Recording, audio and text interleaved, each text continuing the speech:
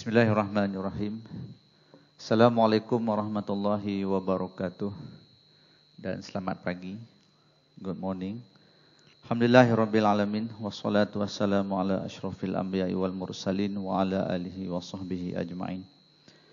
Yang saya hormati Profesor Muhammad Azrai, TNC Penyelidikan Inovasi, Profesor Dr. Ros Alinda, Timbalan Net Chancellor Akademik Antarabangsa, Profesor Azlan, Timbalan Net Chancellor Pembangunan, Profesor Ismail, TNC Hema, pendaftar pengarah kampus Pekan-Pekan Kanan Universiti, dekan-dekan, rakan-rakan profesor, rakan-rakan pensyarah, rakan-rakan PPP. Dan terima kasih juga kepada Profesor Mahathir Dr. Azhar di atas doa yang telah dibacakan dan kita telah aminkan sama-sama. Semoga doa yang dibacakan tadi diterima oleh Allah Subhanahu Wa Taala, insya-Allah. Jadi alhamdulillah untuk kali ke-7 bulan Julai kita sekali lagi berjumpa untuk perhimpunan bulanan. Seperti yang mana disebut tadi dan di slide pun disebut, bulan ini adalah bulan Ramadan. Dan seperti mana yang telah didoakan oleh Ustaz tadi, bulan yang kita sentiasa mengharapkan. Bermula daripada bulan Rajab lagi, imam-imam di masjid-masjid ataupun kita sendiri mendoakan supaya kita sampai ke bulan ini. Jadi alhamdulillah kita sekali lagi diberi peluang.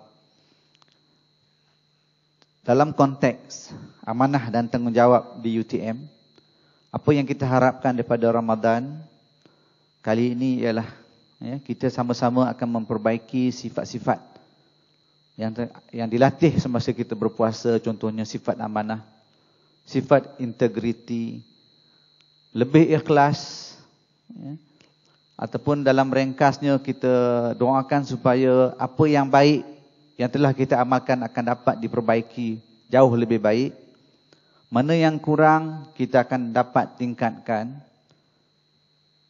dan berusaha memperbaikinya. Kita tahu manusia sebagai manusia kita tidak sempurna.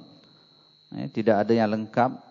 Jadi kita harapkan melalui latihan Ramadan inilah kita akan dapat sekali lagi untuk tahun yang kesekian kalinya kita mengambil peluang ini sebaik-baiknya. Saya juga ingin merakamkan penghargaan kepada semua warga UTM di Johor Bahru dan juga di Kuala Lumpur, semua peringkat, semua lapisan daripada pengurusan tertinggi sehinggalah kepada rakan-rakan kita yang menjalankan berbagai-bagai tugas di kampus ini. Kerana UTM sehingga hari ini alhamdulillah kita masih dapat bergerak ke hadapan. Banyak kejayaan yang telah kita capai, yang kita kongsi setiap masa melalui berbagai-bagai media, sama ada melalui app, web ataupun melalui Facebook dan sebagainya. Dan walaupun kita tahu bahawa banyak cabaran yang kita terpaksa hadapi, berbagai-bagai kesukaran yang perlu kita tempuh, saya dimaklumkan ramai yang kemungkinan mengalami sedikit tekanan ataupun banyak tekanan. Jadi, tapi dalam keseluruhan yang kita lihat, alhamdulillah kita masih boleh bergerak ke hadapan. Dan ini bukan mudah untuk dicapai, melainkan melalui kerjasama semua peringkat warga UTM. Saya juga mengingatkan diri saya untuk sentiasa menyedari bahawa terpikul di bahu kita adalah satu amanah yang sangat berat.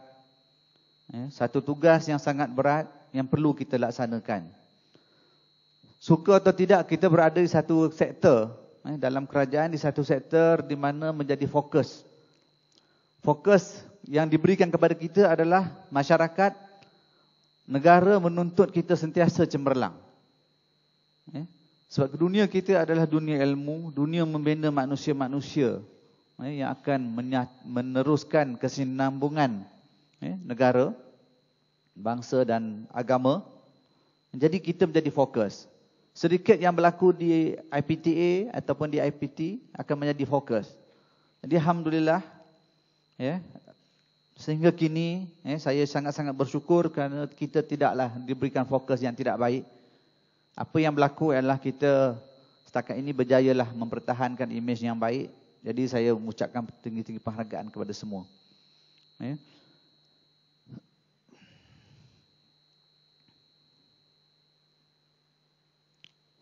Seterusnya ialah, sebab hari ini ialah perkongsian saya, selepas saya memberikan sedikit introduction, akan terus disambung oleh Profesor Azra'i yang akan memberikan sedikit update tentang research. Saya seperti biasa saya suka highlight. Jadi masih lagi nampak gaya staf PPP masih mengatasi staf akademik lah, walaupun pada bulan yang kita bercuti, bulan lepas ni bulan cuti sekolah. InsyaAllah sedikit seperti biasa update. Saya nak bercerita sikit pasal risiko, sedikit penjimatan yang berjaya kita rekodkan dan kita mendapat sijil bersih daripada Jabatan Audit, dan juga selepas itu ialah perkongsian oleh Profesor Muhammad Azra'i. Jadi saya cadangkan kita sama-sama menghadiahkan Al-Fatihah kepada Allahyarham Salfiah Abdullah. Al-Fatihah.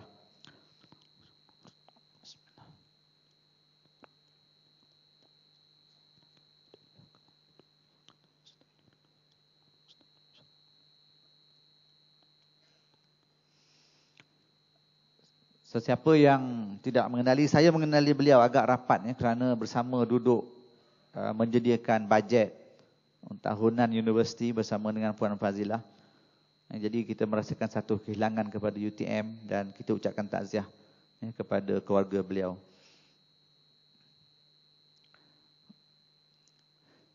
Kebanyakan update hari ini telah ditunjukkan tadi. Kalau siapa yang datang awal telah ditunjukkan dalam slide animation sebelumnya. Jadi ini saya cuma akan highlight sedikit-sedikit sahaja. Alhamdulillah kita ucapkan tahniah kepada Dr. Adibah Abdul Latif. Katanya hadiah untuk daripada Yayasan Nurul Yakin yang agak besar. Jadi kita ucapkan tahniah kepada beliau.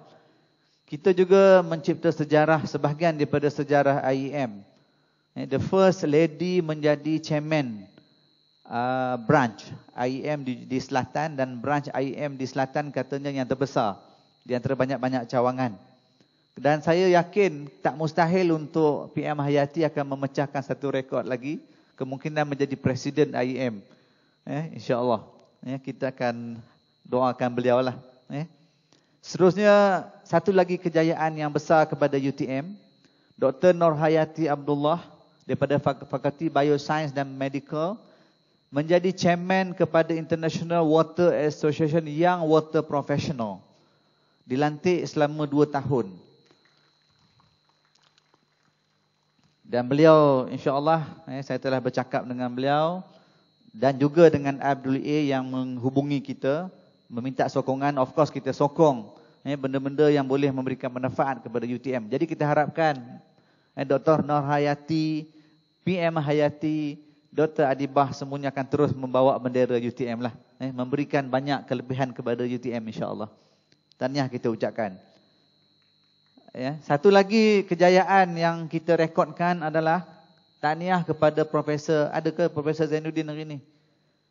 Profesor Zainuddin yang telah dikurniakan honorary doctorate degree daripada University of Pannonia daripada Hungary pada 20 hari bulan Jun. Jadi tahniah ucapkan, dan kalau mengikut cerita Profesor Zain, ini diperolehi melalui kerjasama beliau dengan profesor di sana. Jadi kita harapkan lebih ramai profesor-profesor UTM yang akan berjaya insya-Allah. Tadi semua dah keluar saya rasa. Ini event dah yang berlaku. Ini pertemuan saya dengan Profesor Azra'i dan rakan-rakan daripada Razak School, Profesor Ramlan dengan Yang Amat Berhormat Menteri Besar Perak. Dan untuk selanjutnya kita akan ke Ipoh pada hari Khamis mengadakan satu mesyuarat. Ada satu peluang insya-Allah dengan kerjasama Negeri Perak untuk UTM. InsyaAllah. Saya tak boleh ceritalah apa peluang itu selepas kita bermesyuarat dengan Esko pada hari Khamis insya-Allah. Ini event cases dihadiri oleh Raja Zaris, Chancellor UTM. Seterusnya ialah signing. Yang ni saya rasa saya tak nak sebutlah. Semua dah ditunjukkan. Cuma sebagai rekod saja. Ini event yang besar dan akan berlaku di UTM pada 2 bulan Oktober. Di mana UTM menjadi host untuk siri yang keempat. Tapi kali ini temanya adalah on commercialization. Jadi tugas ini besar kepada RMC, ICC bersama dengan tim TNCPI. Kita harapkan UTM akan memberikan impact. Cerita tentang impact, semalam saya dikongsi satu artikel daripada NST berkenaan 3 profesor yang daripada Malaysia, daripada USM, UKM dan juga UM.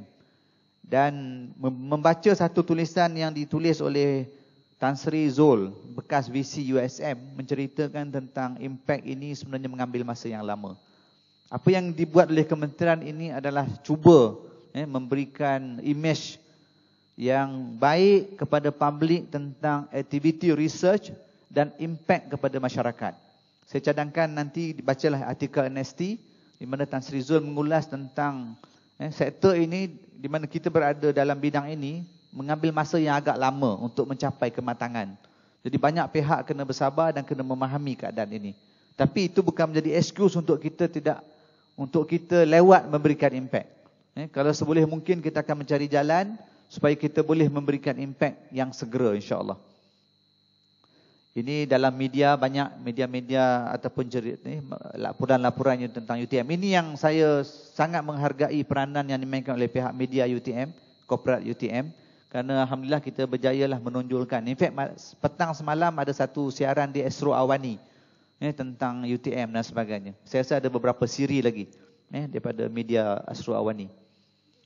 Ini tentang risiko. Sepatutnya animate keluar kemudian, tapi dia keluar sekali, tak apalah. Ini adalah belanja yang berlaku di mana? UIA. Katanya kampus ini selalulah, katanya kalau orang yang pernah daripada UIA, dia kata biasalah air naik. Tapi air tak pernah naik banjir macam ni. Ini pada saya adalah risiko. Jadi risiko itulah sebabnya nama risiko, sebab tak dijangka. Tak dijangka. Jadi pada kita di UTM, kita kena selalu berhati-hati. Saya takkan hari-hari nak bercakap, tapi saya rasa setiap pihak di kalangan kita kena selalu memikirkan risiko. Apa-apa yang kita buat kena fikir risiko. Termasuklah untuk diri kita sendiri. Saya akan share beberapa isu tentang isu disiplin, isu moral di kalangan kita. Itu juga adalah risiko yang akan berlaku kepada kita kalau kita tidak berhati-hati. Jadi kita dah ada risk framework kita yang kita gariskan. Seperti semalam saya dah bincang dengan Profesor Samad. Banyak benda yang kita buat dalam UTM ni memang mengambil kira risiko. Tetapi kadang-kadang benda boleh berlaku juga. Jadi di sini memerlukan komitmen, kesungguhan, fokus. Lihat ruang lingkup tugas kita supaya risiko itu tidak berlaku kepada kita. Dalam semua bidang lah, sama ada dalam RU kita. Of course, Alhamdulillah, I think we manage quite well dari segi research, risk tentang RU. Tapi current delivery system, kita punya sistem manusia yang ada dan sebagainya.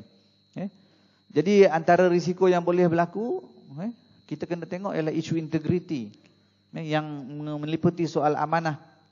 Amanah ini bukan saja orang yang pegang duit, bukan kepada yang menguruskan perolehan, tetapi juga ketelusan kita menguruskan, contohnya pengurusan sumber manusia, pengurusan macam-macam lah, keselamatan dan sebagainya. Infrastruktur.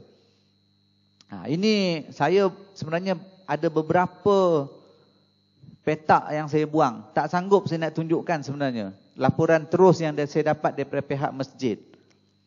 Cuma saya kaitkan bahawa antara tindakan tata tertib di UTM telah berlaku dan mungkin akan terus berlaku kalau kita tidak berhati-hati. Kita ada mengambil tindakan buang kerja. Ada tindakan turun pangkat yang selain-lainnya lah. Jadi maknanya ini dah berlaku. Dan akan mungkin berlaku kalau kita tidak berhati-hati. Okey, kotak-kotak yang hilang ini, masjid mencatatkan ada di kalangan staf kita yang terlibat dalam aktiviti-aktiviti yang melibatkan moral, melibatkan keutuhan rumah tangga. Ada yang macam-macam lah. Saya buang sebenarnya, saya tak sanggup nak tulis depan ni. Saya tak sanggup nak tulis kesalahan-kesalahan yang dibuat.